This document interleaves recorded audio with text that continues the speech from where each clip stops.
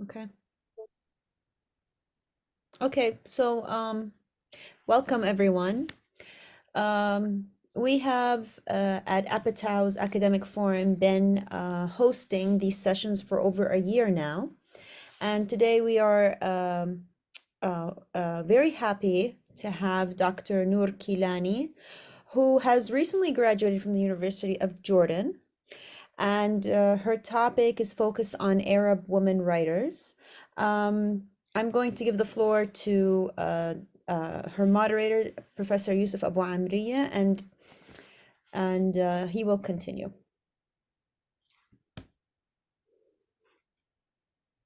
Thank you very much, Dr. Dina. Bismillah ar-Rahman ar-Rahim. Assalamu alaikum wa rahmatullahi wa barakatuh. Good afternoon, everybody. I am so pleased here to moderate this session or this seminar on marketing Arab Anglophone novels. First of all, I would like to thank Apitow for giving the opportunity to young scholars to present their work in front of such an important audience. I think this is a very important step towards producing and maintaining scholars from the Arab world.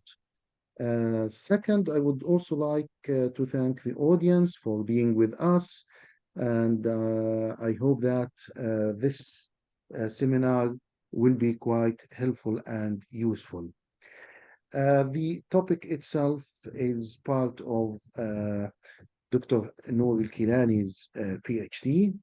Uh, at the right now, there is not much to say about Dr. Nour Kailani's CV, but I am sure shortly she will be building a wonderful CV.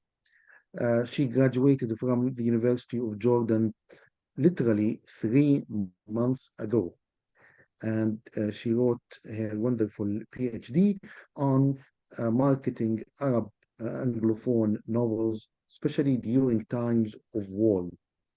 And today, Dr. Noor will explore and will share with us the findings of her research. And hopefully, after 40 minutes, we will be engaged with Dr. Noor in asking questions. Dr. Noor, the floor is yours.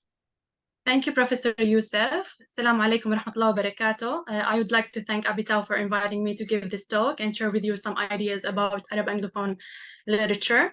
Let me start my presentation and share my screen.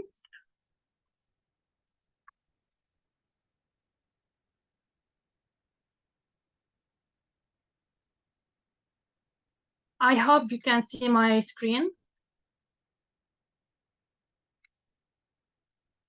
Okay, so don't judge a book by its cover, we're always taught. But to what extent is this saying true? We'll see at the end. So my topic is Poetics, Politics, and Covers, Marketing Arab Anglophone Novels in the Context of War. So in my presentation, I want to show how publishing houses use book covers to market novels by Anglophone writers of Arab descent in the context of war.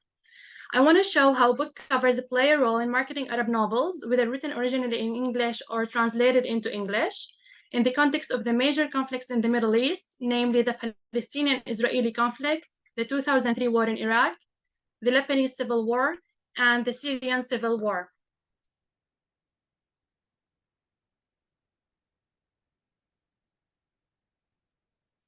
In my argument, I depend on the theory of Jacobson's inner-Semitic translation to analyze the covers of the novels. And my pilot for this argument is a collection of recent Arab Anglophone novels. They are Walid Nabhan's Exodus of the Storks, Suzanne Abul Hawa's The Blue Between Sky and Water, Sinan Antoun's The Corpse Washer, Inam Kashash's The Dispersal, Rawi Haj's Beirut Hellfire Society, Iman Humidan's The Weight of Paradise, Khalid Khalifa's Death is Hard Work, and Layla Lammar's Silence is a Sense. Now, the question that you would raise is why my argument is about novels in the context of war.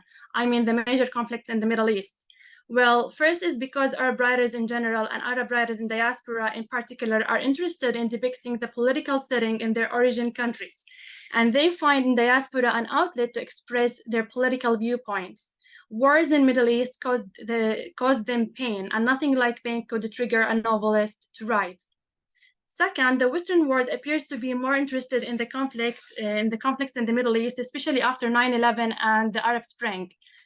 And this is why we have an active publishing movement of Arab writers in English. Also, Western readers were keen to read literature written by people of Arab ancestry because it serves as a window to contemporary Arab cultural thoughts and sociopolitics. They want to have a better comprehension of the terrorist other. And this needs us to give some attention to novels written in the context of war. Now, it is well known that a book cover is a fundamental marketing tool that publishers highly invest in to entice readers and increase sales. Thus, publishers concentrate on the layout of the cover, including colors, calligraphy, and size. Typically, a book cover is created in a way to catch the reader's attention and to offer a glance at the content. Nonetheless, in the case of Arab literature in English, the story is more complex, since a long history of Orientalism mediates this process of representation. In such case, the publishers prioritize the Western point of view about Arab and Muslim cultures. My presentation is triggered by Samia Sirajuddin's argument about the book covers in her article, Perils and Pitfalls of Marketing Arab Novels in English. In her piece, Samia Sirajuddin notes that there are some evolutions in marketing the covers of Anglophone Arab literature. She says there are, open quote, there are some constant, but also some developments to complicate the marketing picture.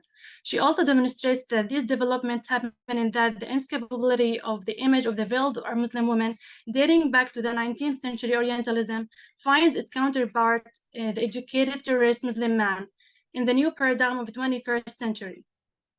So, before the events of 9/11, Arab literature, whether written originally in English or translated into English, has been marketed through covers that chart veiled women, odalisques, flying carpets, and other Orientalist fantasies, even if the novel does not centrally portray such things. The publishers therefore play on the speculations and expectations that Western readers already know about Arab and Muslim cultures from the Arabian Nights. In the post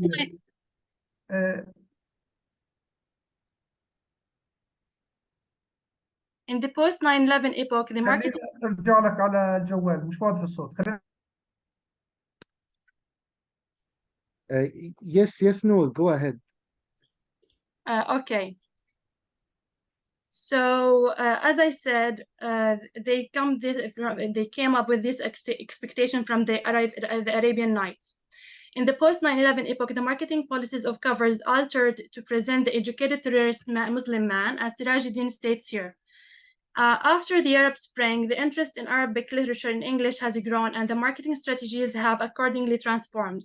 So, as Sirajuddin states, the indelible images of social media savvy young Arab revolutionaries, male and female, storming the barricades as they tweet on their cell phones, have gone to the counterbalance the state stereotypes of odalisque, victimized women in burqa, and angry young male terrorists. So, we can see that changes in marketing policies here.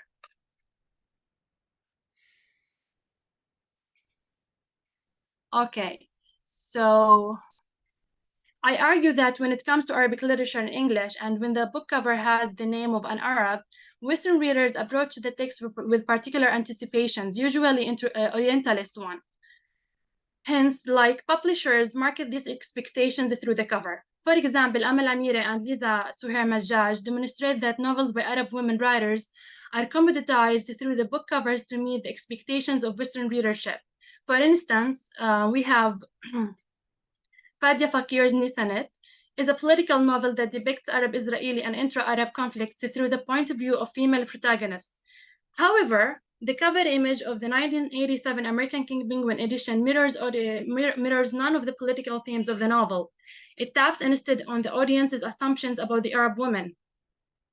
This is explained in this quotation. The cover features the image of a woman completely draped in black, set against the expanse of geometrical tile. The image has a curious familiarity that of the veiled, faceless Arab woman, her body completely shrouded, moving across the already marked outer space.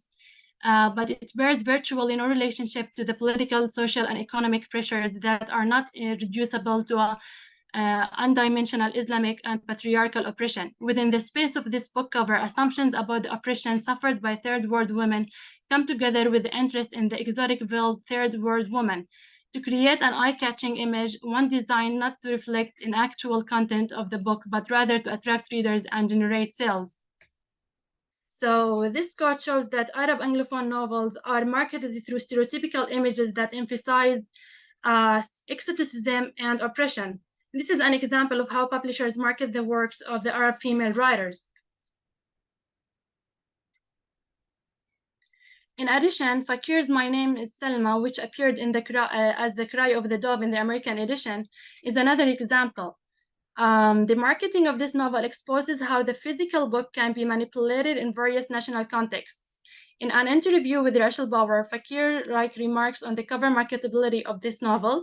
She stipulates that there is a discrepancy between the content of her novel and its covers. She says, on the cover of most editions, Selma has a veil, except in Indonesia, France, and Italy, even though in the book she takes it off. The novel was published with the title The Cry of the Dove in the United States, and this edition had totally covered women on the cover in the courtyard of a mosque, totally Orientalist. So as you can see, these examples are among the many examples that show how marketing policies exploit and manipulate texts by Arab Anglophone writers. Marketing policies tap on the expectations of Western readers about Arab cultures. In this argument, I made use, as I said, of Roman Jacobson's thoughts about the inner Semitic translation, or as he called it, transmutation. So in his piece on linguistic aspects of translation, Roman Jacobson detailed the three styles of a translation: the intralingual translation, or rewarding, interlingual translation, or translation proper, and the inner Semitic translation, or what he calls transmutation. The third type, or the inter-Semitic translation, is defined as an interpretation of verbal signs by means of signs of non-verbal sign systems. So Jacobson's argument can be expanded to assume that the cover designer is a translator who transforms the verbal signs of the text into non-verbal or visual signs of the cover. As Marco Sonzogni puts it, the cover, open quote, the cover is a visual translation of the book. Thus, inter-Semitic translation involves a translation between two different media, for example, from the verbal medium to the musical medium, from the verbal medium into the cinematographic medium, and so on. In the case of works by writers of Arab descent, the book designer as inter-Semitic translation has to be conscious of the fact that there is so much of the old colonial attitude slightly displaced at work in the translation bracket. Now, Nicola Ducey argues that inter-Semitic translation is a complex form of action, not a simple transcodification, but transcultural dynamic and functional event caught between the requirement to remain faithful to the source and the need to transform it into the text that is understood and accepted in the target culture. Ducey's argument can be expanded to include book covers as well. With reference to the quote here, the book cover is not just a mere transcodification of narrative, but it's rather include transcultural, dynamic, and functional issues. Therefore, when translating the book covers of novels by writers of Arab descent, cross-cultural encounters intervene. This is why publishers market these novels differently, paying attention to the cultural difference and otherness. In the quote here, Ducey raises a critical question, in fact, of whether the inter-Semitic translation is faithful to the source and whether it is understood and accepted in the target culture. These two questions are crucial in analyzing the covers and their representation of the contents in my pilot study, in a way to comprehend how Western publishers market novels by writers of Arab descent. So in this presentation, I aimed at uncovering significations of covers of Arab Anglophone novels in the context of wars in the Middle East. I tried to reveal how these novels are packaged to meet the euphoria of Western readers in knowing the other.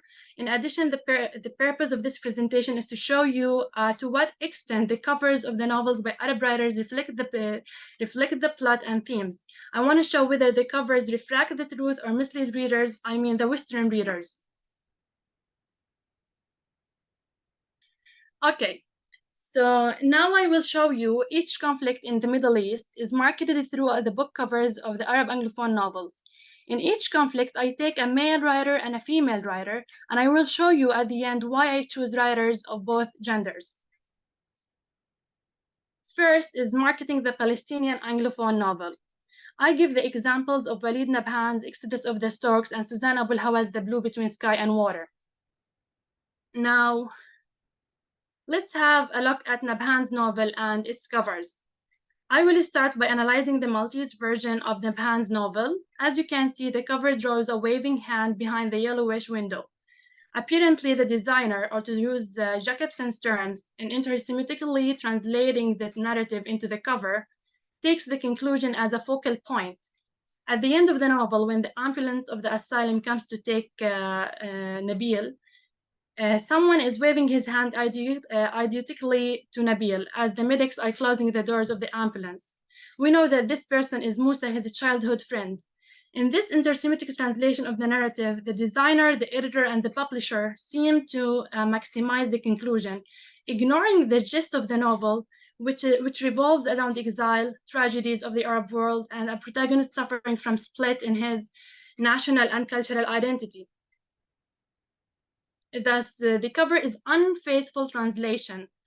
However, what is representing in the cover is the tone and the chiaroscuro, which are terms employed in painting and visual arts to indicate the lightness and darkness of the color. In visual arts, the tone provokes direct emotional response from the viewer. So indeed, the use of the black background and the dark yellow windows on the cover are no accident.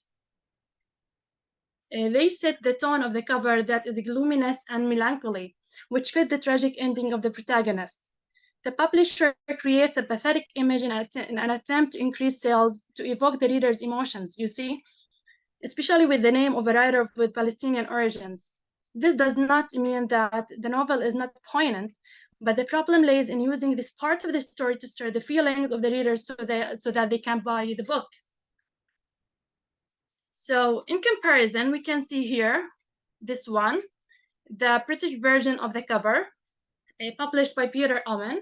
It is different except for the hand, yet the hand is supposedly Nabil's, calling on the birds to pick him up from the hell of the Arab world.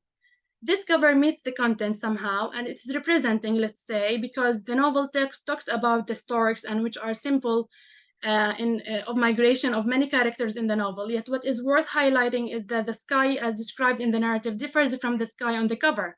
So Nabil says, open quote, huge birds were darkening the sky, yet the sky on the cover is bright with a few birds. Hence, this is not a completely faithful intersemitic translation of the narrative also.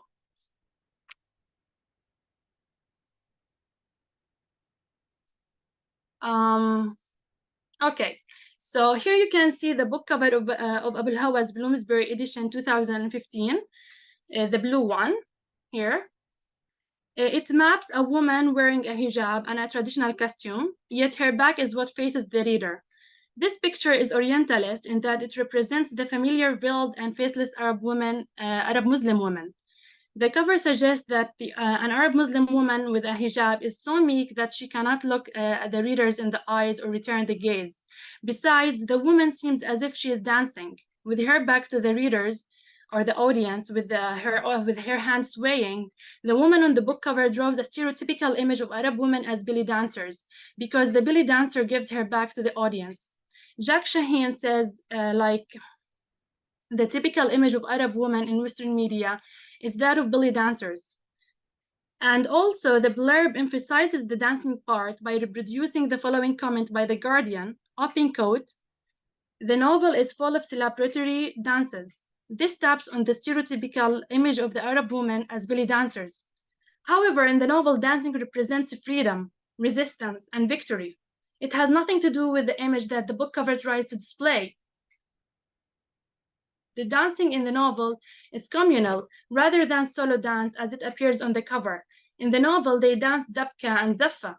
With a cover saturated with Orientalist exoticism, the publisher taps on the expectations of Western readers about female Orient. Thus, the publisher turns the novel into a commodity that sells oriental, exotic, stereotypical images of Palestinian women who are strong and resisting the occupier. As you can see, the cover ignores the gist of the novel, that is of war, occupation, and exodus. The comment by The Guardian says, "It is full of celebratory dances, partying on the beach, mourning, fear, mysteries, dirty jokes, and national heroism in a true 1001 Nights style." So this description is totally Orientalist. The reference to the Arabian Nights taps on the Western reader's horizon of expectations and thus will encourage them to buy the book. You see how the cover and the blurb are manipulating the readers? Now let's see this cover, the cover of the 2016 version. It does not depict Orientalist assumptions or exoticism, yet the blurb still contains the comment of The Guardian about the 1001 Nights. Thus, Orientalist tactics still play a role in promoting the book. The cover presents a little girl in front of a wall in a refugee camp, which is supposed to be the refugee camp in Gaza. This cover sells the predicament of the children in the refugee camp. It taps again on the expectations of the readers as they will read a novel about the children in a refugee camp, and the Western reader is familiar with this issue. However, the novel does not narrate a story of a little girl in the camp, but rather a story of families in the camp. The little girl on the cover is supposed to be Rachel, the daughter of Alwan. Nonetheless, Rachel is not the main character in the novel. Thus, the cover depicts a minor character.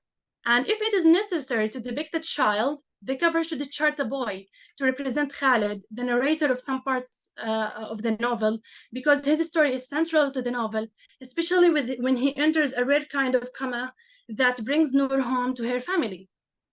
Therefore, the cover of the 2016 edition misleads the readers and does not reflect the plot either.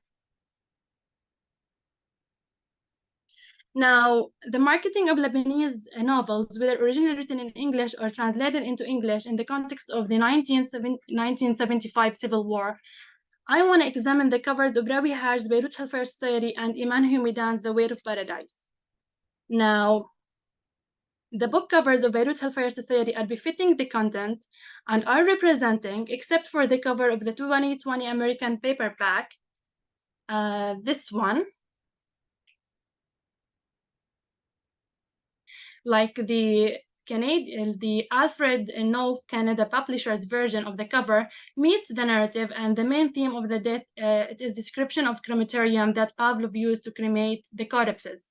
The cover of the 2019 American hardcover by Norton Company publisher is also representative, as falling bombs is a familiar scene in the novel that talks about the Lebanese Civil War.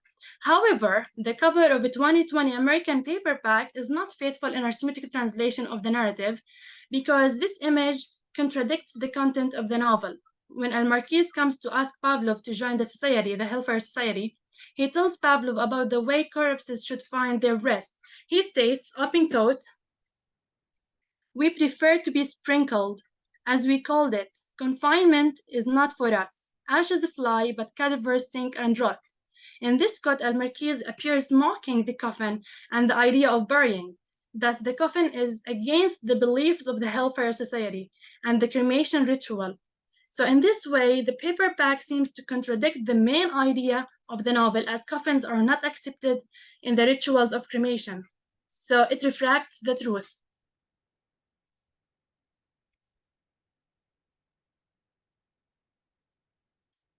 Okay, so in contrast, as we can see here, Humidan's novel also talks about death and civil war, Lebanese civil war. Yet compared to Hajj, the cover do not depict these themes. We don't see war or something related to it on the cover. Instead, they draw women just like the case of marketing the Palestinian Anglophone novel in the examples of Nabhan and Abu al-Hawa. The question that raises itself is why? Why the gender of the author is exploited in marketing novels that talk about the same topics? Like Rawi Hajj talk about death and war, and Humidan talks about death and war. So why is the difference in publishing, in marketing the novel? In the English cover, as we see, there is an outline of a woman. So I argue that whenever the writer is an Arab woman, publishers use the picture of a woman to show that the book is a window to the Arab Muslim woman and harem, you know, the exotic creature that is not known about.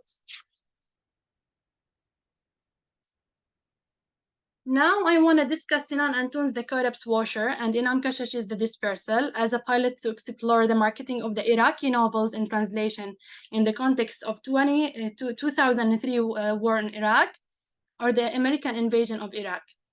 In the case of Antoun's novel, there is a striking difference between both the covers and the titles, of course, for marketing purposes. The Arabic title is وحدها شجرة الرمان, the pomegranate alone, and the Arabic cover meets the narrative as the pomegranate tree is the main symbol and related to the main theme of death. However, when it translated into English, the implied reader changed, thus the marketing strategy also transformed, and to use the response theory terms. The English title, The Corpse Washer, is more poignant and feeds the expectations of Western readers about Iraqis. So the Corpse Washer is more poignant. The Western readers, as an interpretive community, to use Stanley Fish's words, will relate the title and the cover to 2003 war in Iraq. However, the narrative gives hope at the end that no matter how death will be in Iraq, trees will blossom and life will go on. Thus, Antoun defies Western readers' expectations, which the cover and the titles appear to have marketing. The hand drawn on the cover is ironic because it's Jawad's hand, which wishes to sculpt, find no way but to wash corpses. The water also signifies the fluidity of the Iraqi narratives. Besides, the change of the title into The Corpse Washer is but to attract the Western readership to their expectations of Iraq as war-torn nation. So the change of the title is also a kind of marketing that privileges the viewpoints of Western readers.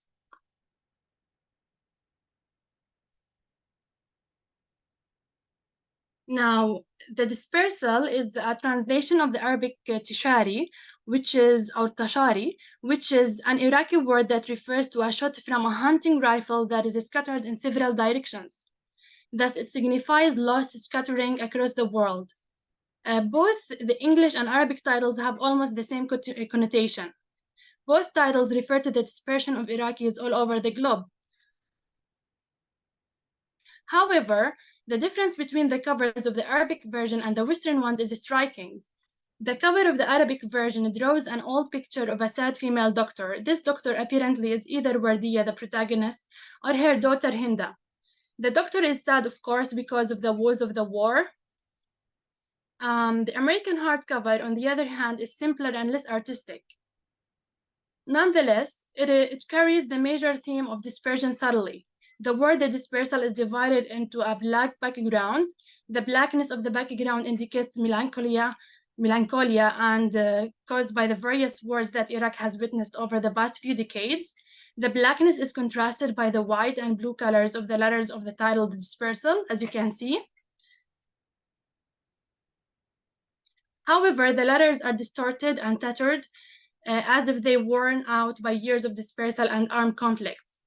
The letters of the word are divided into three parts, referring to the division that took place in the family of Wardiya and her three children to live in three different continents, in fact. So, although the cover reflects the main theme in the novel, it is not easily interpreted or figured out by readers who pick up the book for the first time in a bookshop, as you can see. You can't know about it directly. The expectations of the Western readers or the Western interpretive community about the book and its author would be about war and the invasion of Iraq. However, the novel does not deal with the war as much as it does with the refugee issues and the dispersal of Iraqi people. Unlike the Arabic version and the American hardcover, the paperback is much more representing. The paperback draws a flock of black flying birds high in the sky, and this image befits the title and the narrative. It is worth noting that the sky on the cover is unclear. This indicates gloominess and bleakness, which fit the themes of war and dispersion. Besides, the color of the sky is light emerald green, which, while not mentioned in the novel, the color of the sky may represent the gases of weapons used in the war. Generally, green is associated with adventure and new beginnings, and this also could refer to the new beginning of Wardiya in Paris. The French cover shows here the last one. So the French cover shows the theme of dispersal subtly. The title appears in red for further emphasis on the theme of dispersion, or it is meant to indicate that the dispersion is a result of bloodshed in Iraq. The cover also charts a yarn ball that starts to come apart, indicating the dispersal of Iraqi people around the world due to the wars. The scattering of Iraqi people is just like the yarn ball. Once the yarn ball comes apart, it's difficult to put it together again. It becomes messy, you know? So although the cover reflects the major theme, which is the Iraqi diaspora, it does not fully represent the content, which depicts the symbol of Tishari. In other words, there is a gap between the French cover and the content of the novel, so these covers are not the best to represent the content of the novel. They are representing with deep analysis, yet they don't reflect the blood or the truth of the novel. Now I want to show how novels by Syrian writers, namely Khalid Khalifa's Death is Hard Work and Layla Lammar's Silence is a Sense, are marketed within the context of the Syrian civil war. The novel talks about siblings who go on a journey by the minibus of the eldest brother Hussein.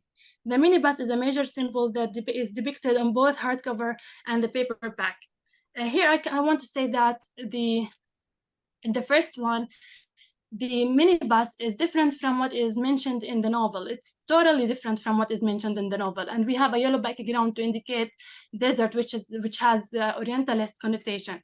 And the paperback here also, it exploits the predicament of refugees, because the novel does not talk about refugees at all.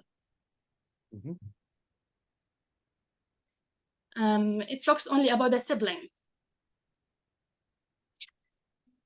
Okay, so let's go to Lammar's novel. We can see the problem of commodifying women to market books by female Arab writers. Generally, Arab Muslim women are portrayed in media as wretched and oppressed. Like in Geographies of Muslim Women, Gender, Religion, and Space, Ghazi Walid Falah maintains that Muslim women are often depicted as situated in landscapes of agony and despair, and the pictures of Arab Muslim women selected by editors show sad, crying faces full of anguish. Indeed, Arab and Muslim women are often represented as passive victims of patriarchy in particular. These images of women victimizations as organized are also employed in marketing this novel. Both the hardcover and which is US edition, and the paperback British edition of the novel depict a melancholic lady. To begin with the hardcover, it charts a scratched lady head, apparently the protagonist, with the novel's title in the middle of it. So the apparent part of the body is also scratched in white, which signifies innocence. This blurred mind and body indicate that she has no control over her mind nor her body, and they utterly passive and obliterated. So at the first glance, Western readers will see that these things are because of patriarchy. To show more agony, the background is mostly shades of blue, which refers to sadness. The Western media has always shown Arab Muslim women as passive. So it seems that the American publisher of the novel harps on the old stereotypical images of passive, agonized, and victimized Arab women. To clarify, like the cover depicts a sad woman with a blurred mind and body. This image confirms how the Arab women are stereotyped by media as passive and agonized. However, in the novel, the protagonist defies passivity by writing to a magazine, helping the old man from death, and eventually restoring her ability to speak. So she is a strong woman in the novel. She is not passive. Nonetheless, the publisher is credited, let's say, for not following the stereotypical image of the veiled Arab Muslim woman. So although the novel tells the story of a traumatized, voiceless lady, it is due to the civil war, not to patriarchy or other reasons. The hardcover does not highlight the cause of the lady's agony. That is why one immediately guesses that it is by patriarchy. How can Western reader know that it is about a lady with post-war trauma with this blurred mind and body? In fact, in the novel, the female protagonist is mindful despite her trauma, and she's able to write to a news magazine and be conscious of everything and everyone around her. That's why her silence is a sense. The paperback edition, finally, it is not different from the hardcover in depicting the victimized, agonized Arab woman. However, it reflects the main plot, whereby Halabi, the protagonist, continually peers out on the people from her window. This interpretation is formed if the reader puts the bits and pieces together to form the whole image. Thus, the paperback is more representative than the US edition. So my discussion today came up with several conclusions. First, the analysis of covers in this study showed that still publishers are using 19th century Orientalism to market novels by writers of Arab descent, like the case of Abu al-Hawa. So even though the novel contradicts such stereotypes, nonetheless, because the novels discussed in this study are recent and deal with wars, it appeared that the Arab Spring has affected the process of marketing Arabic novels in English. Publishers focus on covers that chart death, violence, destruction, and so on. One of the most significant conclusions of this study is that publishers exploit the gender of Arab writers to manipulate readers' expectations. The investigation of novel covers by female writers of Arab descent uncovers that whenever the author is an Arab female, publishers prioritize the image of female or feminine connotations to occupy the cover, ignoring the fact that these novels are mirroring themes of wars and destruction also. It also appeared that publishers intend to prioritize Western readers' viewpoints when it comes to translated Arabic novels into English. This is obvious when translating the titles of the novels, like what happened with the Corrupt's Washer. So this study showed that there's a discrepancy between covers and contents in the context of war. The covers are not faithful in or Semitic translations of the narrative. In most Arab Anglophone novels, there is always a gap between the content and the cover, as I showed you. Thus, my study raises two important questions. When will the manipulation of Western readers' expectations about Arab Anglophone novels stop? And do not Arab Anglophone novels deserve more representing covers just like the Western ones? And when will such discrimination in marketing policies end? So, dear audience, do not judge a book by its cover, especially if it is an Arab Anglophone novel. And thank you. Thank you. Thank you very much, Nour. Well done. Yeah, bravo. Thank you very much for this meticulous reading. I really enjoyed listening to your presentation. You make me feel so proud of supervising this PhD, and also that you are one of the graduates of our PhD program at the University of Jordan. Well done for this wonderful piece of research. Nour, now we will be expecting questions from our audience. I'm sure that your presentation has raised curiosity in our audience, and I'm sure that we will have a number of questions. So let's start with Dr. Dua Salama. Hello, everybody. Yes, that's definitely a very interesting and intriguing presentation. Thank you very much, Dr. Nour. Very informative because you covered a lot of covers, a lot of books, and topics that are very recent also. This makes your study, again, very important. One question that I would like, or actually more than one, it's just that came to my mind. And you mentioned that towards the end when you said that, when you talked about the reader. But my question is, what about the authors and what about the readers? We don't, because you're focusing here on publishers, but how about readers? Don't we have any, critical readers of the West? Aren't there any studies about this particular thing from readers? Aren't they, for example, we're talking here about the ethical appeal of these publishers? How about this? Isn't it affected their reliability, their accountability to their audience, to their readers?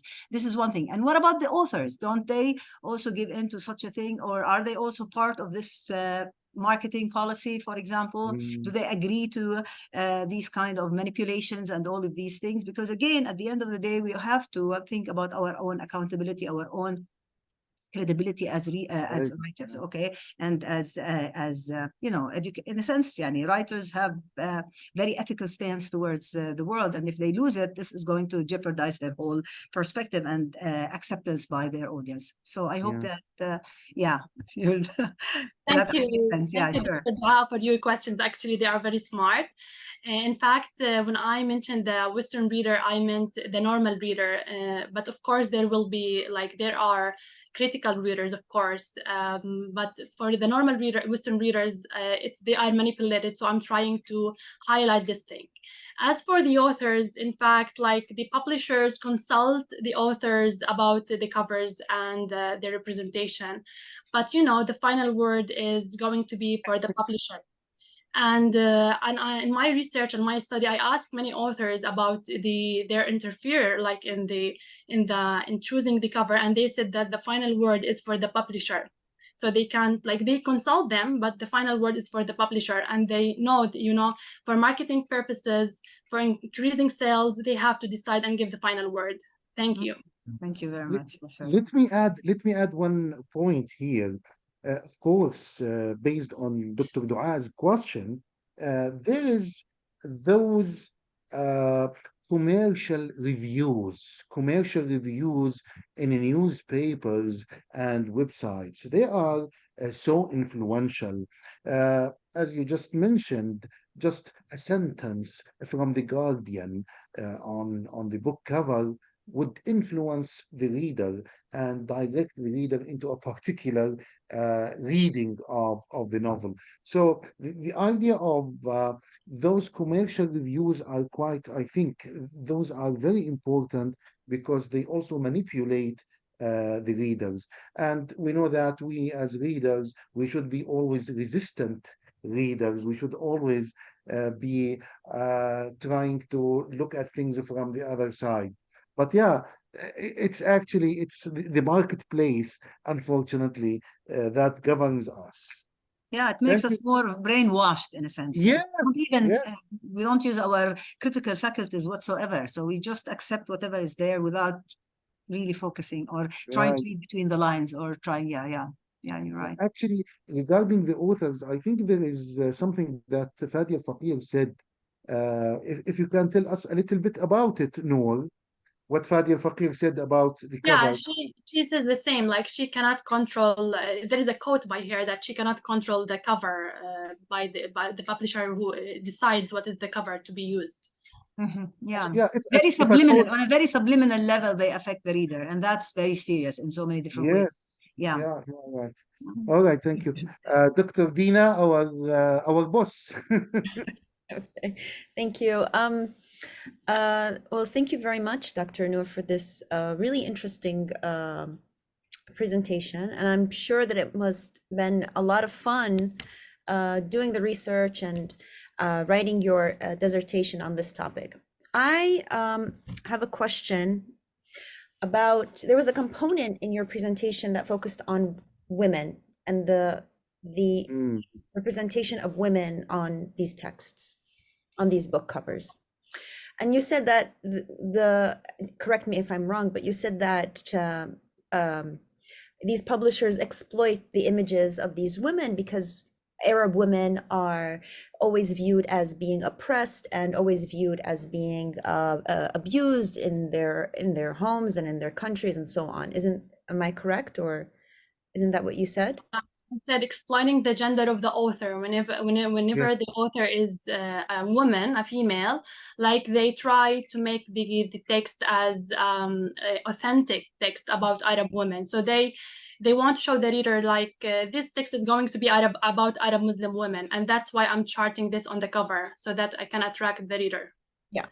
My question is, though, that, I mean, when we study the novel, we know that there's a very, very long history of the relationship between women and the novel. And the novel appears to be, or in the 18th century, the novel seemed to be written for women, by women, and focused on women. So my question is, I mean, while you were doing your research, did you ever feel that, um, you know, novels and novel writing and stories about women were more appealing for people, and that's why these women were on these covers. So what I'm trying to say here, I don't know if anyone here has read Foe. I'm sure that my colleagues have read Foe, but Foe is by Kotze, and he puts a female character in the text. And one of the arguments is that even though she is a colonizer, she's not very different than Crusoe, yet because she's a woman, we tend to sympathize with her, even though she has the same ideology and the same mindset and the same mentality as the colonizer Crusoe.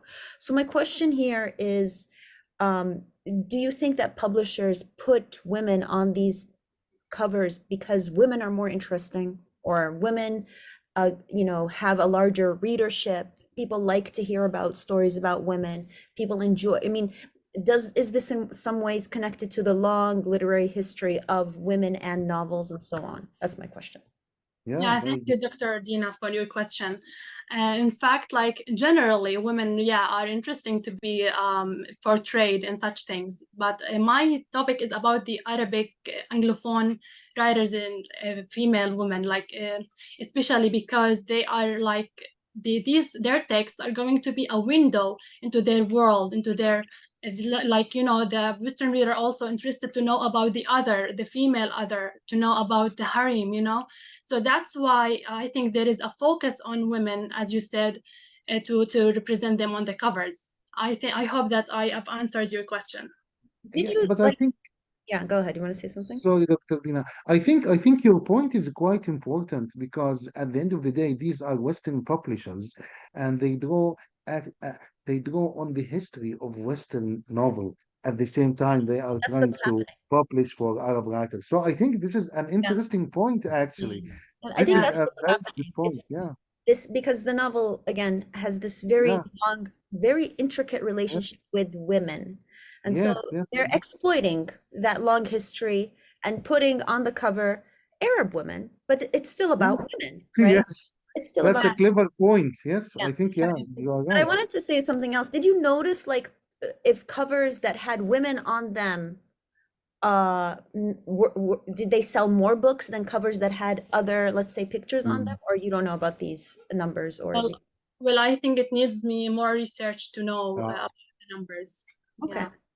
There Yeah, was, actually, yeah. we tried actually to contact some publishers to ask about how many copies were sold, but that was towards the end of the research, so we didn't get answers, and we had a viva to sit for. So probably that should be another topic. Yeah, and that's another important point, I think. Yeah, there was a cover. I just want to say one last thing. There was a cover for Suzanne Abul Hawa, Yeah. Mm. where in the second cover there's some writing on the wall. في كلمة مكتوب المقاومة كأنه المقاومة, yes. في Yeah, كلمة. if you go back to your presentation, no, that would be great. Okay, let me share my screen. Just give me a Yeah, I second. noticed that المقاومة, yes. And there's also BDS, which is boycott, divestment, Boycott, and sanctions. yes, I yes. mean, how does that work into the analysis of the picture? I mean, it seems like also this particular cover is in some ways trying to tap into Palestinian sympathies, or people who do sympathize with the Palestinian problem and sympathize with Palestinian, the Palestinian dilemma. Am I correct? Yeah, totally Mm. true. Yeah. Is that, I mean, and then also this little girl wearing a blue dress walking Yeah, in some rubble. So it I seems think you are right. yeah. Yeah, But probably the only setback here is that the child is not a major character in the novel. But yes, the BDS and the word muqawama are quite significant. Yeah. And I do agree with you. Yeah. Yeah, could this be part of Susanna Bulhawa's maybe a kind of negotiation? Contribution. Yeah, Probably, yes. maybe Yeah, that's most also an probably, yeah. interesting Give me thing. this. Yeah, you can take this in, but just give me this at the background, which is quite interesting. Yeah. yeah. Yeah. So if she were you know, consulted about this cover, she might have actually requested images like this or requested something. Exactly, because Yeah, this is graffiti, and you'll find this a lot. This is also gives it a real taste, okay, something of Yes. the real life Yeah, there in Gaza or wherever in yeah. Palestine. Yes, yeah. yes. Okay, thank Okay. you. Thank you so much. Thank you, Dr. You Dina. know. So now we have two more hands. We have Huda and Andaleen. We will start with Huda. Is that Huda Rabahi? Hello, Dr. Yousef. Hello. Which Huda are you? أنا هدى حلاوتي. هدى Okay. حلاوتي، دكتورة هدى، تحياتي دكتورة. أهلا أهلا عيني وسهلا. أهلين دكتورة، نعم. أهلا يا هلا بك Go معيني. ahead. أحدثكم أنا من مدينة الموصل في العراق، وأنا في جامعة الموصل كلية أهلا الأدب. وسهلا بالموصل أهلا وأهل وسهلا. الموصل. أهلا بك معيني، تحياتي. أهلا وسهلا. Well, first of all, I would like to appreciate this wonderful work done by Dr. Nour and Dr. Yousef. Thank you very much. I Thank you.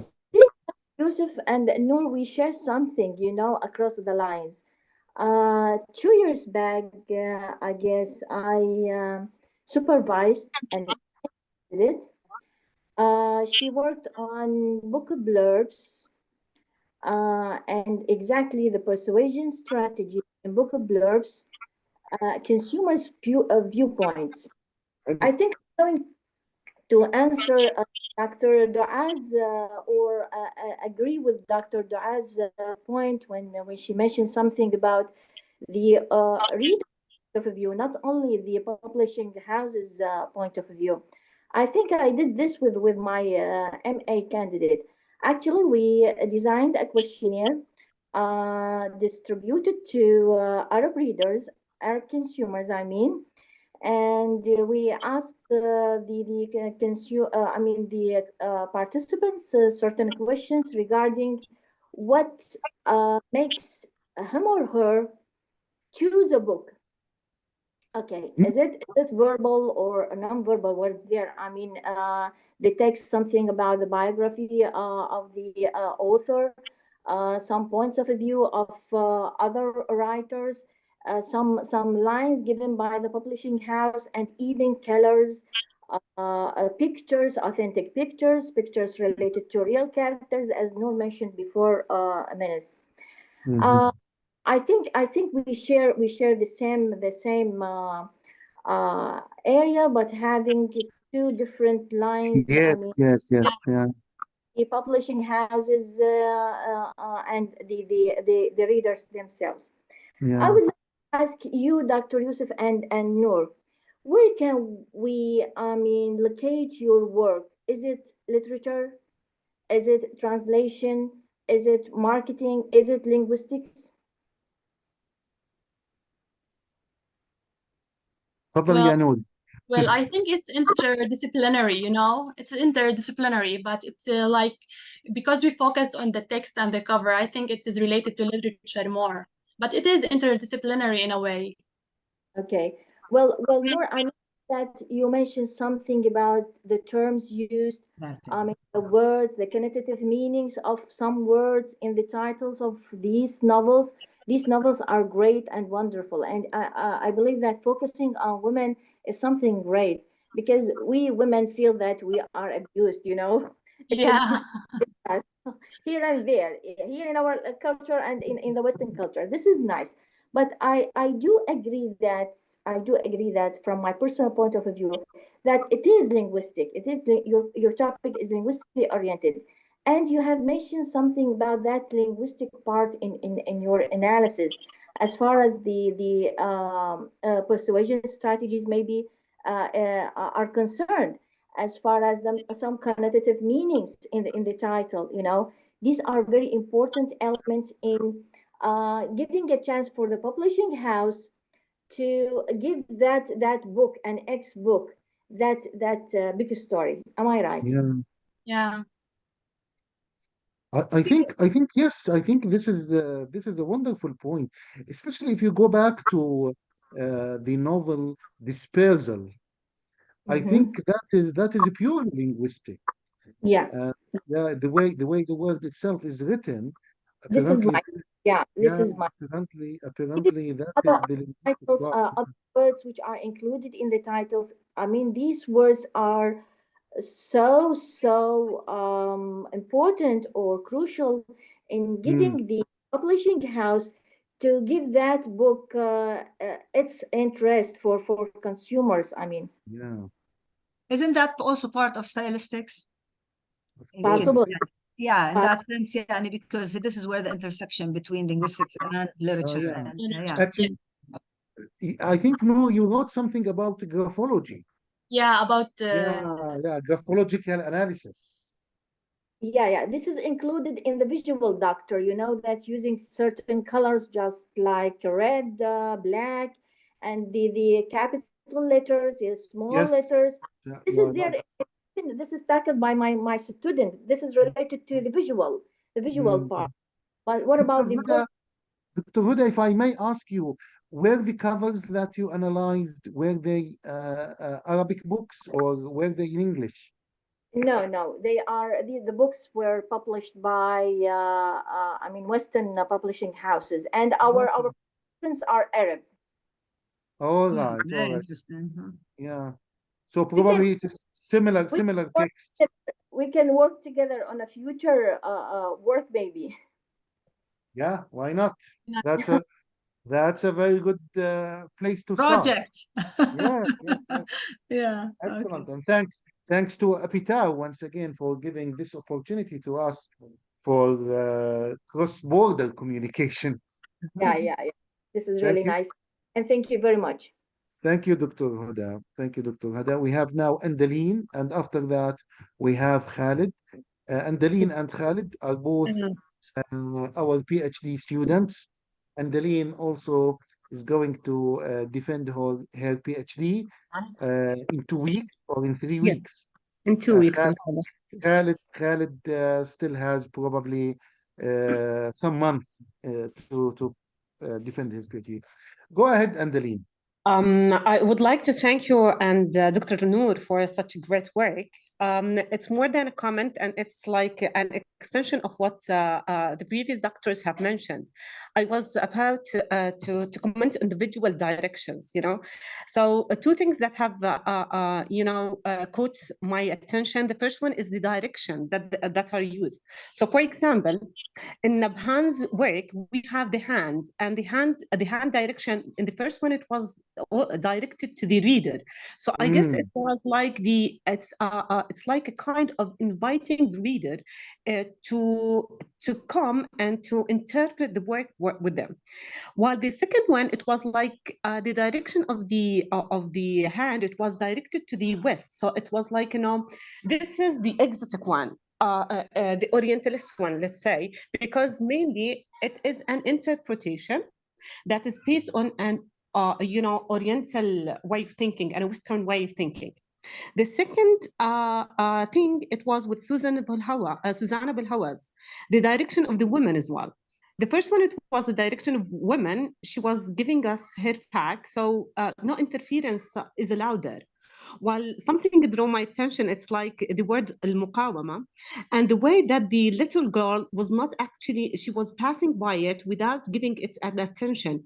My question was it's intentionally done because, you know that we're against al-muqawama, especially al-muqawama in its word, because the Western actually are neglecting all of the narrative, and they are finding the word muqawama as a kind of terrorist attack. I also like the direction in Hajj, in which we have the upward, bump. It was about the exclude. The falling bump, it was actually about to exclude. And the result is going to be to have two colorful or colored skulls. And the skulls over there, the direction of them, one is for the left and one is for the right. And in all of the ways,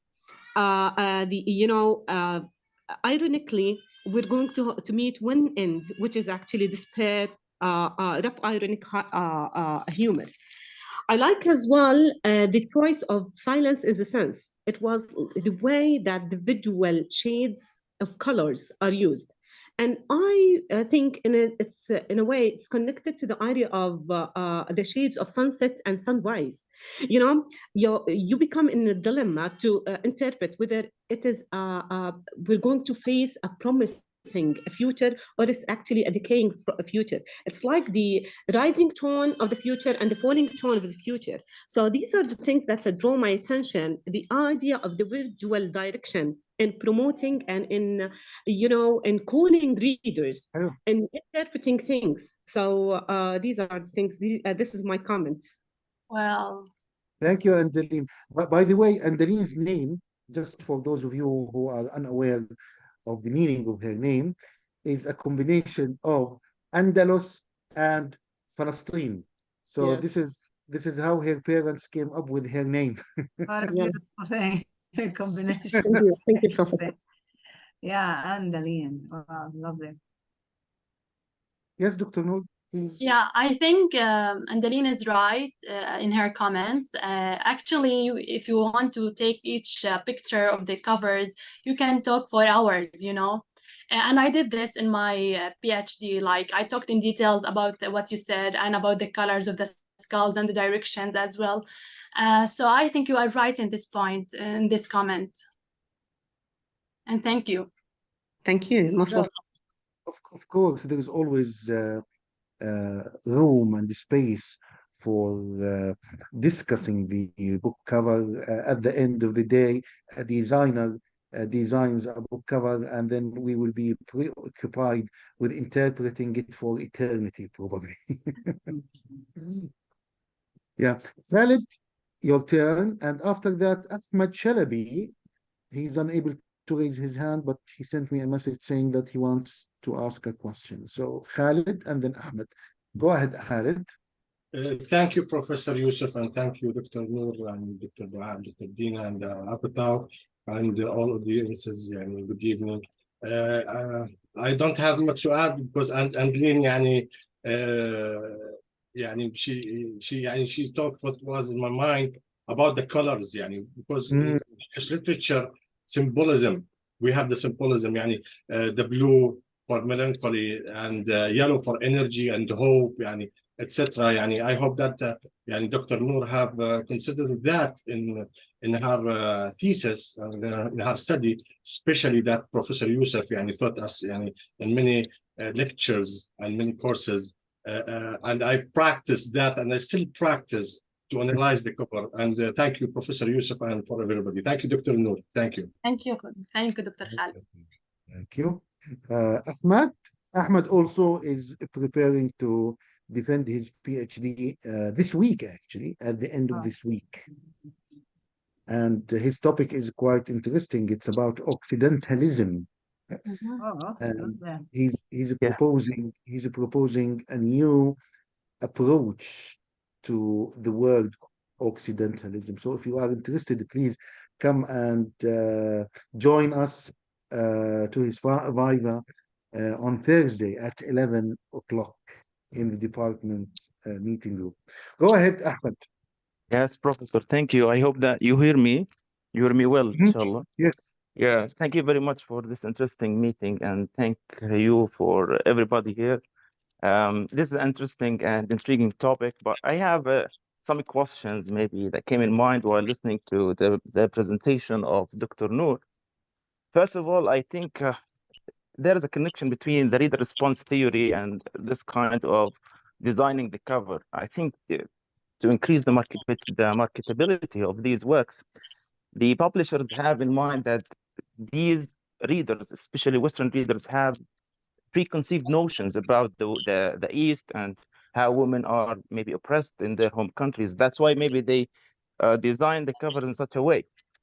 Another question that also, or maybe it is an elaboration regarding the death of the author here. It reminds me of Roland Barthes' theory of the death of the author. To what extent do you think that after the publication of the work, the author is dead? And since he has or she has no control over the publication of her work, especially the covers, I mean. And another question maybe here is, is this idea of not having control over your cover is exclusively, or this policy is exclusively practiced over those Anglophone Arab writers? Do Western writers maybe have control over their covers? Yeah. And that's it. Yeah, that's a very good question. Thank you Thank very you. much. Thank you. Okay, so as for the reader response theory, I in fact talked about it in my thesis, but for time limitation, I didn't like talk about it in this presentation. And I think you are right in because reader is really important in this study. As for the death of the author, I like the way you put it. In fact, yeah, the author is somehow like dead in choosing the right covers for their works. And as for the writers, if they Western writers, if they can have the more ability to choose than the Arab Anglophone, well, we can compare them because in my study, I compared them. If you take, for example, the Iraqi novel, if we talk about the Western writers, their novels, the covers are representative. The content is about veterans and soldiers, and the covers also is about veterans and soldiers. But why this is not happening in the Anglophone works? This is a really question that I'm raising in my thesis, that why is this happening to Arab Anglophone writers? Why this discrimination? Because the Western writers maybe they don't choose, but they are representative. Their covers are representative, while the Arab Anglophone writers, the covers of their works are not representative. So that's my question. Thank Okay. you. Yeah, thank you. I think we have time for one more question, and this will be a question by Ahlam. So please, Ahlam, go ahead. Hi, أول شيء شكرا دكتور نور. This was very informative, very nice, amazing work. يعطيك ألف عافية. Thank you. واحدة من ال pictures that caught my attention اللي هي كانت البالي دانسر أو مش اللي هي الدانسر اللي لابسة كل الكوستيوم مع ذلك she looks like a belly dancer, which is really interesting, taking into consideration that دبكة for example هي التراديشنال دانس تبع الفلسطينيين. هلا my idea was like do you think that this has any feminist reflections? We focus on as you have mentioned كل التراجيديا الموجودة أو الoppression الموجود caused by war هو ما له gender. It has no gender. So if a female is being oppressed in the Middle East because of war, that also implicates that there is a man somewhere also facing the same problem, the same oppression. But why is it highlighted إنه الwomen اللي هي موجودة على الكفر وبنفس الوقت she looks like a dancer rather than somebody who's facing any types of oppression. So is it like maybe because this is a Western reader, the West always calls for freeing these oppressed women in the Middle East, but never cares about an oppressed man who might be facing the same conditions? And is this like an enforcement of the ideology of we want to root something into the minds of the readers that they are the Western crusaders, I don't know, crusaders of freedom, some sort, because you can root the idea of women needs to be freed, but not men needs to be freed, if that makes any sense. Because like feminism is like, let's free the women, but there are oppressed men out there. And so always if we want to like project or reflect oppression, there's a lady. It's not a dabke, as you have mentioned. It's a belly dancer sort of image. So is this has like, can you see the threads that relate this to feminism, for example, or to the like the worst version of feminism, which has to do with like, let's free women, but not care about the society, not care about the rest of the people, not care about children, not care about men who are facing the same problem, especially when we are talking about war context. Thank you. Thank you. Yeah, I think you're right. We can take it from a feminist point of view. It is related in a way. Yeah, this reminds me of Spivak's white men saving brown men from brown men. Yeah, and it's one of the things that, yes, it's very well known. Yeah, I think Ahlam's comment is quite valid, and yes, I think sometimes focusing on one particular group would lead into ignoring the rest, and I think this is the case, for instance, with Susanna Bulhawa's cover. Uh, I think it's time for us now to finish. And let me thank again our wonderful audience for their great questions and for their making this discussion more fruitful. Uh, Thank you very much, our great audience. And also, I would like to thank Apitau Forum for giving the opportunity to young scholars to present their work. And as was mentioned at the start of this seminar, Apitau Forum has been going on for more than a year, and I think it's gathering more and more attention. And I would like to say well done to those who are behind the idea and those who are doing their best to keep it alive. Thank you very much again, and thank you for your patience and for your participation. Over to you, Dr. Dua and Dr. Dina. Yeah. Yes, I would like to thank you all. This has been a very interesting and very intriguing and very informative, talk and presentation. As Dr.